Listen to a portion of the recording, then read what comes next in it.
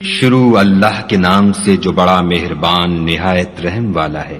مومنو، اگر تم میری راہ میں لڑنے اور میری خوشنودی طلب کرنے کے لیے مکے سے نکلے ہو تو میرے اور اپنے دشمنوں کو دوست نہ بناؤ۔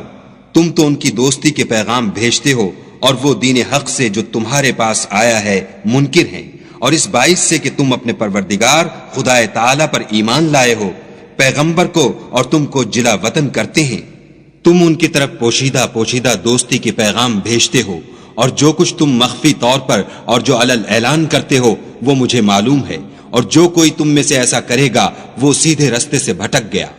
اگر یہ کافر تم پر قدرت پالیں تو تمہارے دشمن ہو جائیں، اور ایذا کے لیے تم پر ہاتھ بھی چلائیں اور زبانیں بھی، اور چاہتے ہیں کہ تم کسی طرح کافر ہو جاؤ۔ قیامت کے دن نہ تمہارے رشتے ناتے کام آئیں گے اور نہ اولاد۔ اس روز وہی تم میں فیصلہ کرے گا، اور جو کچھ تم کرتے ہو خدا اس کو دیکھتا ہے۔ تمہیں ابراہیم اور ان کے رفقا کی نیک چال چلنی ضرور ہے، جب انہوں نے اپنی قوم کے لوگوں سے کہا کہ ہم تم سے اور ان بتوں سے جن کو تم خدا کے سوا پوجتے ہو بے تعلق ہیں، اور تمہارے معبودوں کے کبھی قائل نہیں ہو سکتے، اور جب تک تم خدا واحد پر ایمان نہ لاؤ ہم میں تم میں ہمیشہ کھلم کھلا عداوت اور دشمنی رہے گی۔ ہاں، ابراہیم نے اپنے باپ سے یہ ضرور کہا کہ میں آپ کے لیے مغفرت مانگوں گا، اور میں خدا کے سامنے آپ کے بارے میں کسی چیز کا کچھ اختیار نہیں رکھتا۔ اے ہمارے پروردگار، تجھی پر ہمارا بھروسہ ہے، اور تیری ہی طرف ہم رجوع کرتے ہیں، اور تیرے ہی حضور میں ہمیں لوٹ کر آنا ہے۔ اے ہمارے پروردگار، ہم کو کافروں کے ہاتھ سے عذاب نہ دلانا،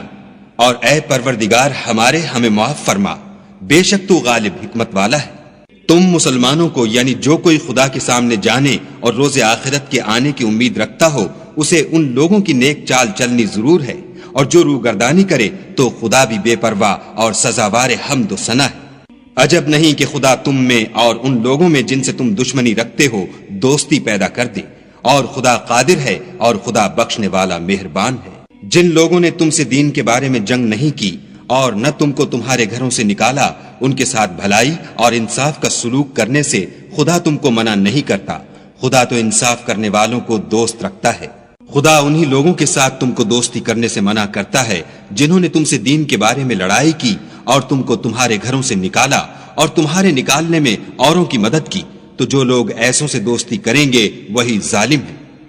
مومنو، جب تمہارے پاس مومن عورتیں وطن چھوڑ کر آئیں تو ان کی آزمائش کر لو،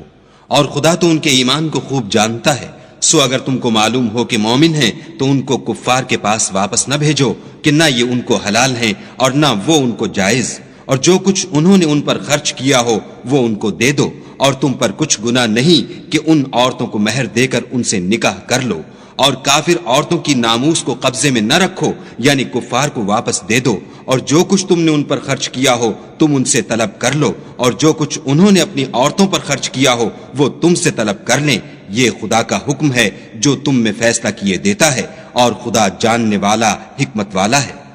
اور اگر تمہاری عورتوں میں سے کوئی عورت تمہارے ہاتھ سے نکل کر کافروں کے پاس چلی جائے اور اس کا مہر وصول نہ ہوا ہو، پھر تم ان سے جنگ کرو اور ان سے تم کو غنیمت ہاتھ لگے تو جن کی عورتیں چلی گئی ہیں ان کو اس مال میں سے اتنا دے دو جتنا انہوں نے خرچ کیا تھا، اور خدا سے جس پر تم ایمان لائے ہو ڈرو۔ اے پیغمبر صلی اللہ علیہ وآلہ وسلم، جب تمہارے پاس مومن عورتیں اس بات پر بیعت کرنے کو آئیں کہ خدا کے ساتھ نہ تو شرک کریں گی، نہ چوری کریں گی، نہ بدکاری کریں گی، نہ اپنی اولاد کو قتل کریں گی، نہ اپنے ہاتھ پاؤں میں کوئی بہتان باندھ لائیں گی، نہ نیک کاموں میں تمہاری نافرمانی کریں گی، تو ان سے بیعت لے لو اور ان کے لیے خدا سے بخشش مانگو، بے شک خدا بخشنے والا مہربان ہے۔ مومنوں، ان لوگوں سے جن پر خدا غصے ہوا ہے دوستی نہ کرو، کیونکہ جس طرح کافروں کو مردوں کے جی اٹھنے کی امید نہیں، اسی طرح ان لوگوں کو بھی آخرت کے آنے کی امید نہیں۔